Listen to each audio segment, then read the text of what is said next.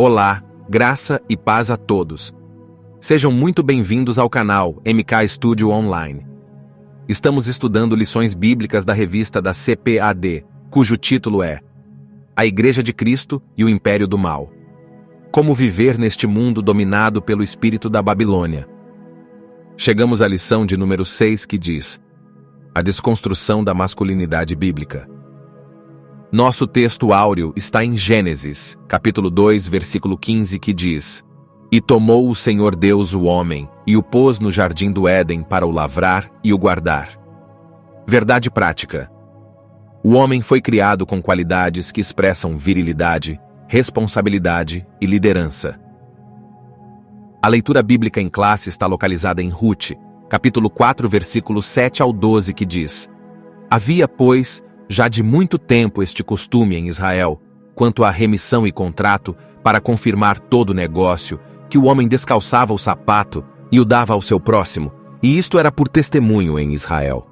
Disse, pois, o remidor a Boaz: Toma-a para ti, e descalçou o sapato. Então Boaz disse aos anciãos e a todo o povo: Sois hoje testemunhas de que tomei tudo quanto foi de Elimeleque, e de Quilion, e de Malom da mão de Noemi. E de que também tomo por mulher a Ruth, a Moabita, que foi mulher de Malom, para suscitar o nome do falecido sobre a sua herdade, para que o nome do falecido não seja desarraigado dentre seus irmãos e da porta do seu lugar. Disto sois hoje testemunhas. E todo o povo que estava na porta e os anciãos disseram: Somos testemunhas. O Senhor faça a esta mulher que entra na tua casa, como a Raquel e como a Leia, que ambas edificaram a casa de Israel. E há-te já valorosamente em Efrata, e faze-te nome afamado em Belém. E seja a tua casa como a casa de Perez, que Tamar teve de Judá, da semente que o Senhor te der desta moça. Palavra-chave da lição: masculinidade. É preciso refletir a respeito do conceito e do papel da masculinidade do ponto de vista bíblico. Nesse sentido, a lição desta semana chama a atenção para um processo presente na sociedade de desconstrução da masculinidade, tal como é apresentado na Bíblia, e o impacto que isso pode ter na funcionalidade da família cristã.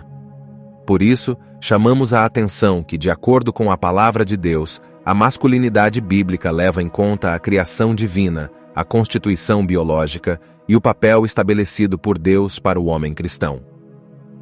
Nessa lição, mostraremos que a masculinidade bíblica provém da criação divina e que suas características passam pela provisão e proteção da família. Destacar que a erosão da masculinidade tem a ver com a apologia à homossexualidade e com a negligência da responsabilidade masculina. Enfatizar a imagem de Boaz como símbolo de uma masculinidade bíblica e equilibrada. Nessa lição, também veremos que há uma clara relativização quanto à imagem bíblica do homem. O movimento progressista procura romper com os padrões bíblicos e desconstruir a masculinidade como a encontramos na Bíblia e na constituição biológica do homem. Por isso, é importante refletir a respeito dos impactos que essa agenda pode causar no exercício do papel masculino tal qual revelado nas Escrituras Sagradas. Esta lição também estimula que os homens cristãos sejam generosos conforme o modelo bíblico representado por Boaz, que assumam o papel que se espera deles em sua família como marido, pai e líder. É preciso que trabalhemos o aspecto positivo do papel do homem na família e na sociedade, conforme as diretrizes da Palavra de Deus. Como vocês já devem saber, nossa lição está dividida em introdução, tópicos e subtópicos. Mas antes de começarmos, gostaria de pedir a você que ainda não é inscrito, que se inscreva em nosso canal, deixe o seu like e compartilhe esse vídeo para que o nosso trabalho alcance ainda mais pessoas. Introdução.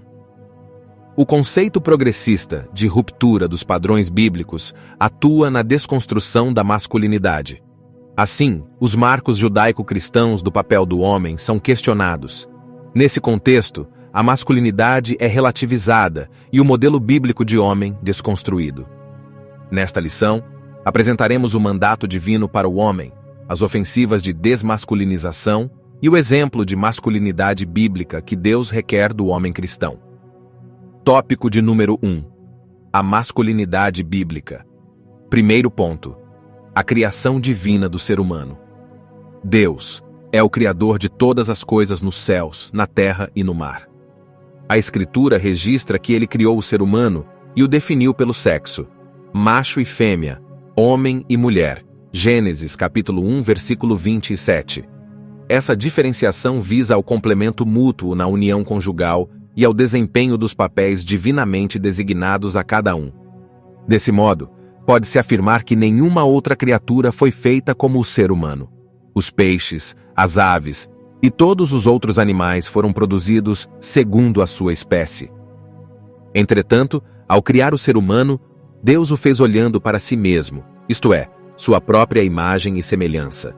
Gênesis, capítulo 1, versículos 21 ao 26. Por conseguinte, o ser humano é considerado a coroa da criação. Segundo ponto: características da masculinidade. As Escrituras revelam um conjunto de características do papel do homem na história, bem como segundo a sua constituição biológica.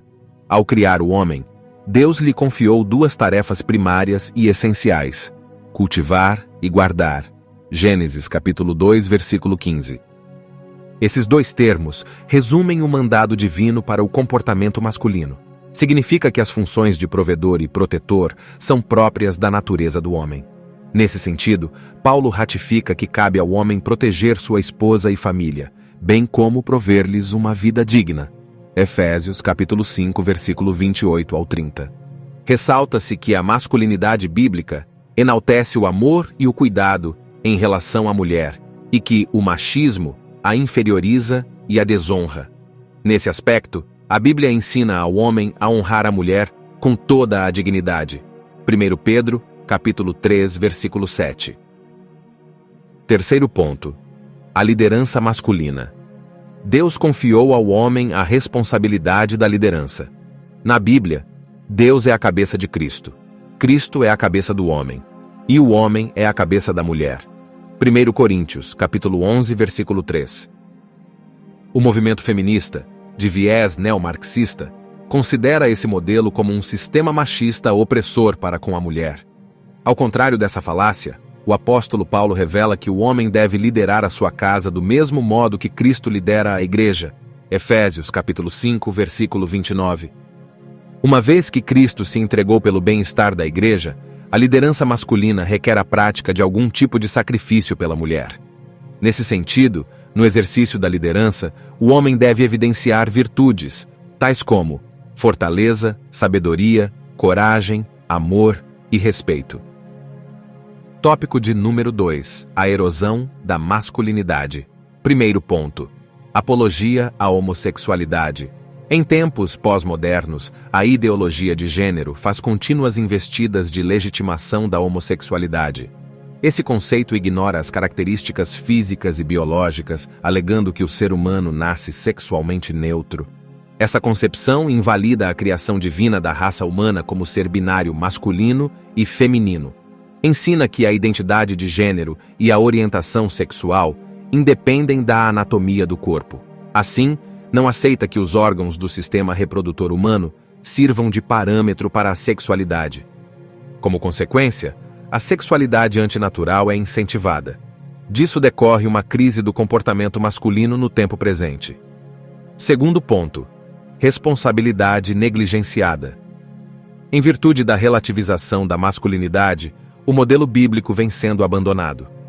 A identidade masculina, que deveria estar associada à virilidade, a capacidade de prover e proteger a família, é substituída por indivíduos de duplo ânimo, vacilantes e inconsequentes. Uma parcela é incapaz de sustentar a sua própria casa, não pelo desemprego, mas pela aversão ao trabalho. Os efeitos desse comportamento resultam em inúmeros casos de desajustes familiares e divórcio. Terceiro ponto: crise de liderança. A crise de masculinidade tem gerado homens incapazes de exercer liderança. Uma sociedade sem líderes eficazes transforma-se em anarquia.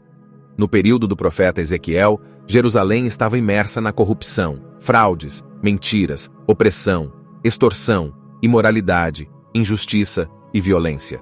Ezequiel, capítulo 22, versículos 2 ao 13. Deus revelou ao profeta que uma das causas do juízo iminente era a crise de liderança e que procurava alguém para reverter a situação. Ezequiel, capítulo 22, versículo 30. Nesse caso, Deus ainda procura esse tipo de homem na atualidade. Tópico de número 3. Boaz, símbolo bíblico de masculinidade. Primeiro ponto. Modelo de generosidade. Boaz é um grande símbolo de masculinidade bíblica. Ele era um parente de Elimeleque, o falecido esposo de Noemi. Esta perdera o marido, os filhos e ficará apenas com a moabita Rute, uma de suas noras, também viúva e sem filhos. Para sobreviver, Rute foi trabalhar no campo de Boaz. Ao saber que Rute deixará a sua terra para apoiar a sogra, Boaz a tratou com generosidade. Ele se dirigiu a ela com ternura, a protegeu para não ser molestada, a alimentou e ordenou que fosse favorecida na colheita. Porém, pela lei, uma viúva sem filhos só poderia ser resgatada pelo casamento com um parente próximo do falecido. Assim, apesar da compaixão de Boaz, Noemi e Rute ainda estavam em apuros. Segundo ponto, modelo de responsabilidade. Ao prometer resgatar Rute e a herança de Elimeleque, Boaz estava ciente que o direito era de um parente mais próximo que ele. Assim, movido pelo senso de responsabilidade, liderança e honra, Boaz levou o caso aos anciãos. Na audiência, explicou que as terras estavam à venda e aquele que as comprasse deveria casar-se com Rute. O parente que tinha a primazia autorizou Boaz a comprar as terras e se casar com a moabita. Ao adquirir a propriedade e tomar Rute por mulher, Boaz tornou-se o provedor e protetor daquela família. O casal gerou a Obed, avô do rei Davi, de cuja linhagem nasceu Cristo. Boaz é símbolo de masculinidade enquanto marido, pai e líder exemplar.